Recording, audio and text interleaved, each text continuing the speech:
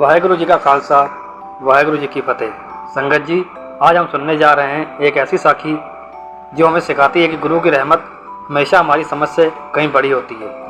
कभी कभी हमें लगता है कि हमारी ज़िंदगी टूट रही है, सब कुछ बिखर रहा है, लेकिन शायद उसी टूटन के पीछे गुरु का कोई बड़ा भेद छुपा होता है। एक तरफ एक गरीब सिख जिसकी झोपड़ी गुरु साहिब के हुक्म से तोड़ दी गई, और दूसरी तरफ एक ऐसा कोढ़ी जिसे पूरी दुनिया ने ठुकरा दिया था, लेकिन फिर जो हुआ उसने सबकी सोच बदल दी। तो आइए श्रद्धा और प्रेम के साथ सुनते हैं ये बाबू को चमत्कारी साखी।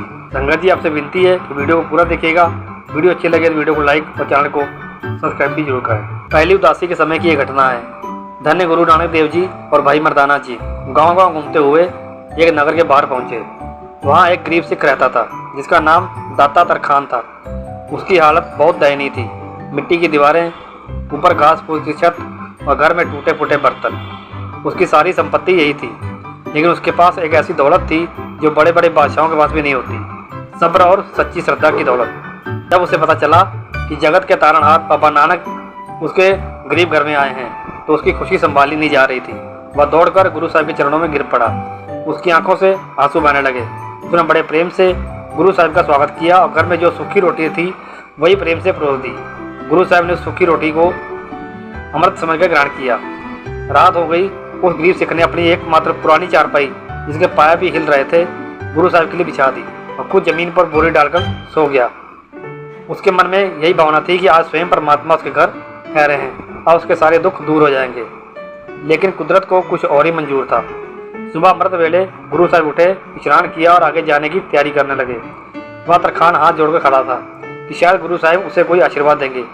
तभी गुरु नानक देव जी ने भाई मर्दाना जी की ओर देखकर एक बहुत कठोर आदेश दिया। गुरु साहिब बोले, मर्दाने, चलने से पहले इस सिख की झोपड़ी को लात मार कर गिरा दो। इसकी दीवारें तोड़ दो। जिस चारपाई में हमने रात बिताई उसे भी तोड़ दो और इसके मिट्टी के बर्तन भी फोड़ दो।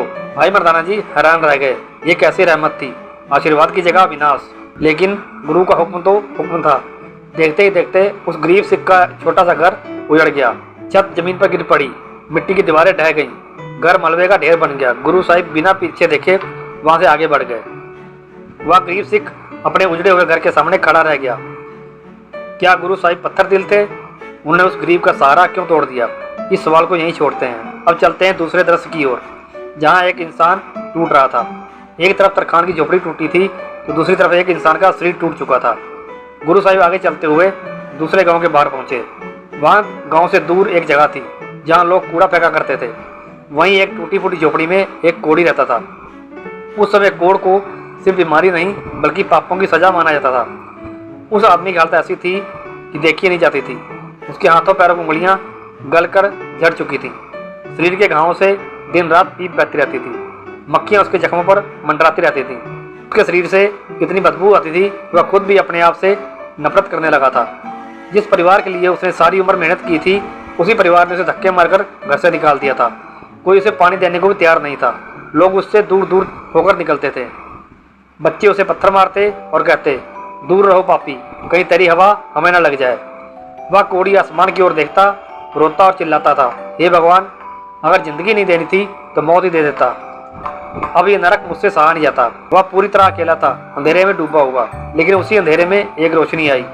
भाई मर्दाना जी ने दूर से देखा और नाक पर कपड़ा रख लिया। लेकिन गुरु नानक देव जी के कदम सीधे उस बदबूदार झोपड़ी की ओर बढ़ गए। मर्दाना जी बोले, पाशा, उधर मत जाइए, यहाँ तो सांस लेना भी मुश्किल है। गुरु साहिब मुस्कुराकर बोले, मर्दाने, जिसे सारी दुनिया छोड़ देती है उसे नानक कैसे छोड़ दे? असली बीमारी इसके शरीर को नहीं, दुनिया की सोच को लगी है। गुरु जी उस झोपड़ी के दरवाजे तक पहुँच गए। कोढ़ी ने जब किसी का साया देखा तो डर गया। वह चिल्लाया, दूर रहो, मेरे पास मत आओ, मैं अशुद्ध हूँ। एक तरफ तरखान का घर टूट चुका था, दूसरी तरफ ये कोढ़ी मौत मांग रहा था। गुरु साहिब अब क्या करेंगे? उधर तरखान अपने उजड़े हुए घर के सामने खड़ा था। गांव वाले देखकर उसका मजाक उड़ा रहे थे। कोई कहता, देख लिया अपने गुरु का काम, इतनी सेवा की और बदले में घर ही तोड़वा दिया। लेकिन वह सच्चा सिख शांत खड़ा था। उसके मन में सिर्फ एक ही बात थी, अगर मेरे गुरु ने किया है तो ठीक ही किया होगा। गुरु कभी गलत नहीं हो सकता, चाहे मेरी समझ छोटी हो। शाम होने लगी। उसे रात बिताने के लिए जगह चाहिए थी। उसने सोचा कि मलबा हटाकर दोबारा छोटी सी छत बना लेता हूँ। उसने सतनाम वाहेगुरु कहते हुए मिट्टी हटानी शुरू की।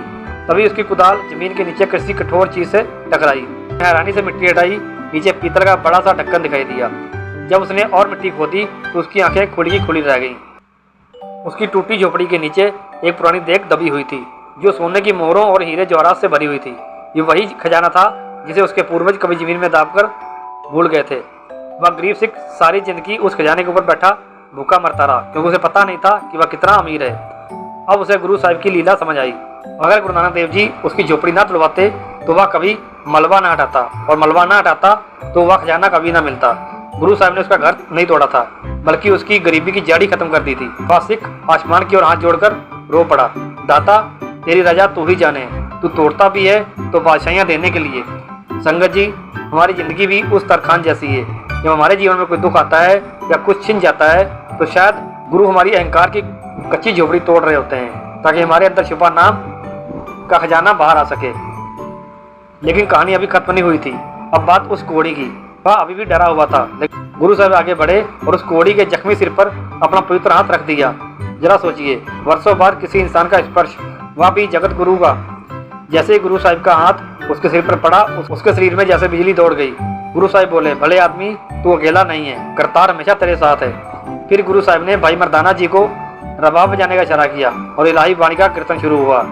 दुख दारू सुख रोग प्या। जैसे जैसे वाणी उसके कानों में पड़ रही थी वैसे वैसे चमत्कार होने लगा। उसके मन का रोग मिटा। उसे महसूस हुआ कि यह शरीर मिट्टी है, असली मैं तो आत्मा हूँ। उसका रोना बंद हो गया, चेहरे पर शांति आ गई। फिर गुरु की कृपा से उसका शरीर भी ठीक होने लगा। उसके घाव सूखने लगे। जिस शरीर से लोग डरते थे वही शरीर सोने की तरह चमकने लगा। गुरु साहिब ने सिर्फ उसका रोग दूर नहीं किया बल्कि उसे इंसान होने का सम्मान भी वापस दिया। सुबह जब गांव वालों ने उसे देखा तो पहचान नहीं पाए, वही कोड़ी अब आध्यात्मिक प्रकाश से चमक रहा था। इस तरह गुरु साहिब ने एक टूटे हुए इंसान को फिर से जोड़ दिया। संगत जी, अगर आपको हमारी आज की साखी पसंद आई हो तो वीडियो को लाइक करें, चैनल को सब्सक्राइब करें, कमेंट बॉक्स में सतनाम श्री वाहिगुरू जरूर लिखें।